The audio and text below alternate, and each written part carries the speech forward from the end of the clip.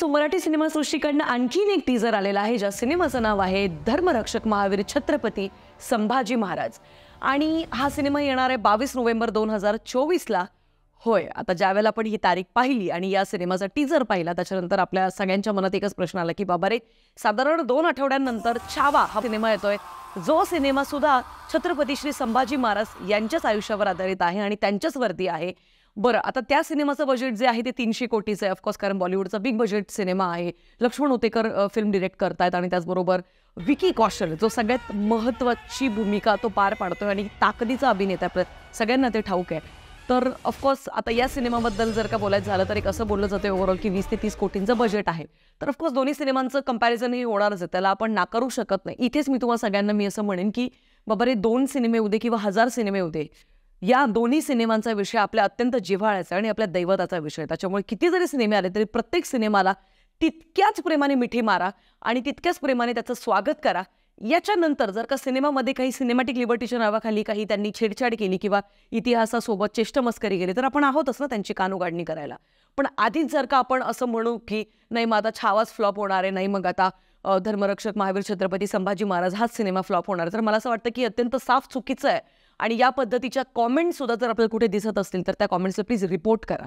कारण मला असं वाटतं की दोन्ही सिनेमे हे वेगवेगळ्या मेकर्सने बनवलेले आहेत, वेगवेगळ्या एक विजनने बनवलेले आहेत आणि सिनेमाच्या आधीच आपण नको जास्त त्याच्याबद्दल तर्कवितर्कामध्ये पडायला. पण आता चर्चा करूया नक्की हा टीजर कसा आहे याच्याबद्दल. तर शस्त्रासोबत शास्त्रालाही जपणारा आपला अत्यंत महत्त्वाचा असा राजा म्हणजेच छत्रपती श्री शिवाजी महाराजांचे सुपुत्र छत्रपती श्री संभाजी महाराज यांच्यावर हा सिनेमा येतोय. तर ऑफकोर्स सगळ्यांचं लक्ष याच गोष्टीकडे होतं की छत्रपती श्री संभाजी महाराज यांची भूमिका नक्की कुठला अभिनेता साकारणार आहे. तर बेसिकली ठाकूर अनुप सिंग हा जो अभिनेता आहे हा मुख्य भूमिकेमध्ये आपल्याला दिसणार आहे, म्हणजेच छत्रपती शंभूराजेंच्या भूमिकेत आपल्याला तो दिसणार आहे. आणि अमृता खानविलकर आपल्याला दिसणार आहे महाराणी येसुबाई भोसले यांच्या भूमिकेमध्ये. ऑफकोर्स इतरही बरेच लांबलचक तगडी स्टारकास्ट आहे. तर त्यांनी एक एक करून बेसिकली जे काही ॲक्टर्स आहेत ते कुठल्या भूमिकेत आपल्याला दिसणार आहे ते त्यांनी आपल्या सगळ्यांसमोर आणलं आणि I really like that concept. So आता मंडळी, सगळ्यात महत्त्वाचं जर बोलायचं झालं तर ते असं की हा जो सिनेमा आहे धर्मरक्षक महावीर छत्रपती संभाजी महाराज, हा सिनेमा उर्वित प्रोडक्शन्सकडनं बनवला गेलाय. सेम मेकर्स आहेत ज्यांनी सरसेनापती हंबीरराव हा सिनेमा बनवला होता. सेम मेकर्स असल्यामुळे मग लोकांनी तोच प्रश्न उद्भवलाय आणि माझ्याही मनात ती पाल चुकचुकलीच की बाबा रे, जर सेम मेकर्स आहेत की ज्यांनी सरसेनापती हंबीरराव बनवला होता तर त्यांनीच परत एकदा कश्मीर महाजनी या अभिनेत्याला का नाही संधी दिली या चित्रपटामध्ये शंभूराजेंची भूमिका प्ले करण्यासाठी. तर हा प्रश्न जेन्युइनली सांगते माझ्याही मनात आला आणि मी याच्यावरती बराच विचार केला. कारण मी खरंच सांगते, आतापर्यंत मी जेवढ्याही व्यक्तींना शंभूराजेंच्या भूमिकेमध्ये पाहिले त्या सगळ्या अभिनेत्यांना मागे टाकत कश्मीर महाजनी जो आहे त्याने माझ्या तरी नजरेत उच्चांक गाठलेला आहे. कारण ज्या ताकदीचा तो अभिनेता आहे, ज्या ताकदीने त्याने त्याचा परफॉर्मन्स डिलिव्हर केला होता शंभूराजेंच्या भूमिकेमध्ये, तर तो कमालीचा होता आणि त्याला तोड नव्हती. सो अगेन तोच अभिनेता जरी तुम्ही परत एकदा ह्याच्यामध्ये रिपीट केलं असतं तरी आम्ही सगळ्यांनी तितकंच त्याचं कौतुक केलं असतं.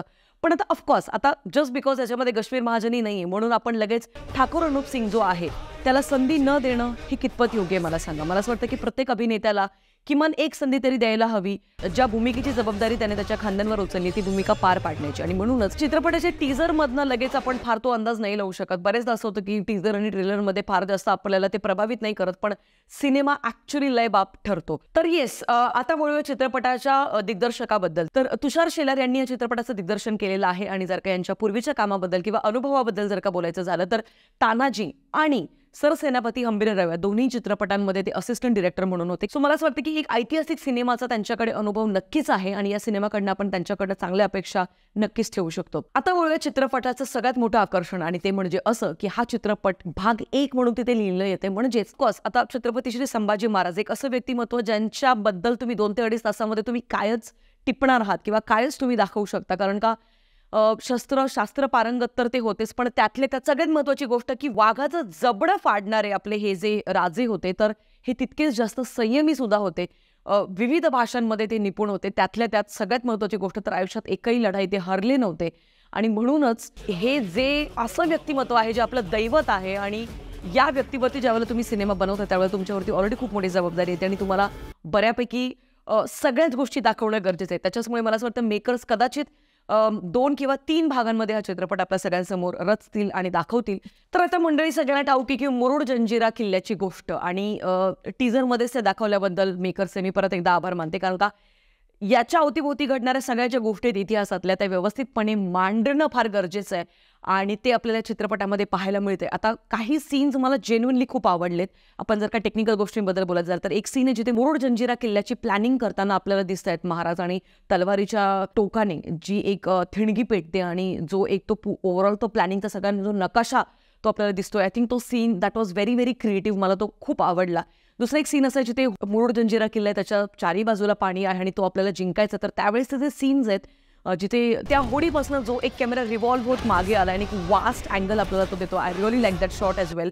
सो अजून 1 ते 2 गोष्टी ज्या नक्कीच मला खूप आवडल्या म्हणजे ॲक्शन कोरिओग्राफी वगैरे सुद्धा बऱ्यापैकी कन्व्हिन्सिंग वाटते. पण 20 ते 30 कोटीचा सिनेमा हा आहे. ऑफकोर्स आतापर्यंत जर का आपण इथून मागचे जर का सिनेमे आपण पाहिले गेले 3-4 वर्षात बनलेले तर त्या सगळ्या चित्रपटांना जर का तुम्ही एका बाजूला ठेवलं आणि या चित्रपटाला एका बाजूला ठेवलं तर नक्कीच या चित्रपटाचे VFX जे आहेत स्पेशल इफेक्ट्स आणि हे सगळं काम उत्तम केलंय as compare to these films. पण कारण हा चित्रपट 20 ते 30 कोटीमध्ये बनलेला आहे ज्यावेळेला आपल्याला हे समजतं त्यावेळेला VFXचं काम आपल्याला नाही इम्प्रेस करत आणि मी जेन्युइनली सांगते की तिथे थोडीशी निराशा नक्कीच झाली कारण त्या लेवलची VFX नाही वाटत आहे आपल्याला. Again I think it's too soon to जज द फिल्म कारण बरेचदा असं झालेलं आहे माझ्या आयुष्याच्या इथून मागच्या प्रवासात की बरेचदा टीझर्स आणि ट्रेलर्समध्ये थोडं आपल्याला असं वाटतं की नाही यार ही कमी आहे ती कमी आहे ह्या उणीव आहेत. पण ज्यावेळेला आपण ती फिल्म बघायला जातो ना त्यावेळेला आपल्याला त्या गोष्टी खरं तर जाणवत सुद्धा नाही. सो त्यामुळे I am just hoping for the best. आणि लाईक आय सेड या फिल्मचा विषय जो आहे तो अत्यंत जिव्हाळ्याचा अत्यंत महत्त्वाचा आहे.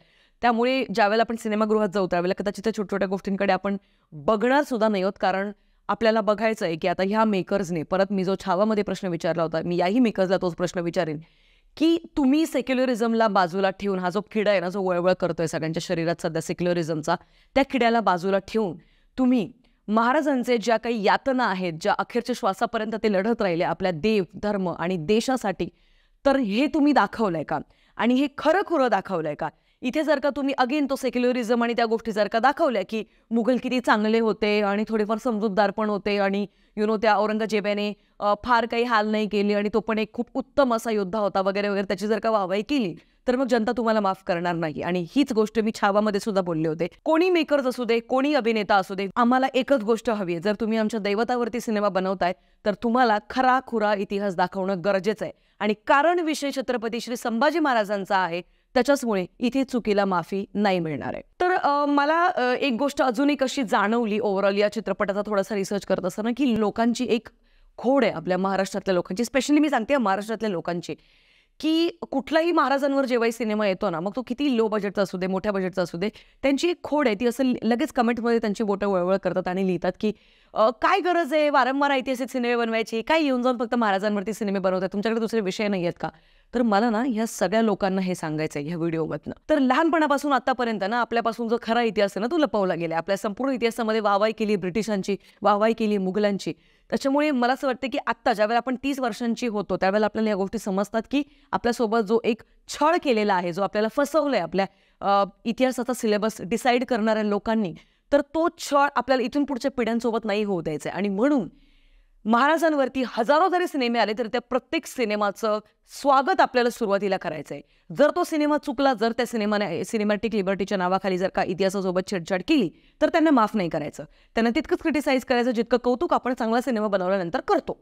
आता हे सिनेमे बनवणं का गरजेचं आहे कारण ज्या वेळेला महाराजांवरती सिनेमे येत राहतील त्यांच्या इतिहासाबद्दल चर्चा होत राहील सगळ्या पिढ्यांमध्ये चर्चा होत राहील सगळ्या फॅमिली मेंबर्समध्ये चर्चा होत राहील सगळ्यांमध्ये ते विषय आपण डिस्कस करत राहू आणि त्याहूनही महत्त्वाचं की शहानिशा करायला आपले जे तत्त्वज्ञ आहेत ते पुढे येतील आणि नक्की कुठले सिनेमे हे व्यवस्थितपणे इतिहासकारांच्या अगदी सच्चेपणाला खरे उतरतायत आणि कुठले सिनेमे आहेत जे खोटा इतिहास दाखवता या सगळ्या गोष्टी आपल्या समोर राहतील. पण मला असं वाटतं त्यासाठी सिनेमे बनत राहणं गरजेचं आहे. त्याच्यामुळे जर का तुम्ही परत तोच अजेंडा सगळ्या कॉमेंट्समध्ये चालवला की काय गरज आहे इतिहासांवर सिनेमे बनवायचे तर गरज आहे कारण ज्या वेळेला तुम्हाला इतिहास पूर्ण कळतो त्यावेळेला तुम्ही तुमच्या वर्तमान काळात आणि भविष्य काळात तुमच्याकडनं ज्या चुका असतात ज्या देशासाठी धर्मासाठी गरजेच्या असतात तर तुम्ही करत नाही. किमान स्वतःवरती संयम नक्कीच येतो. सो मला असं वाटतं इट्स हाय टाईम राईट नाव आणि आपण सगळ्यांनी एकत्रित येऊन नक्कीच अशा सिनेमांचं आणि मेकर्सचं कौतुक करायला पाहिजे. आता लाईक आय सॅड कंप्लेंट्स आहेतच VFX आणि या सगळ्या गोष्टींना घेऊन. बाकी ओव्हरऑल तुमचं काय मत आहे ते मला कॉमेंट सेक्शनमध्ये कळवा या सिनेमाला घेऊन. बरं, भेटूया पुढच्या व्हिडिओमध्ये. तोपर्यंत जय शिवराय. आता जेव्हा देव सिद्धीला मात, तेव्हाच सांगू मराठ्यांची जात.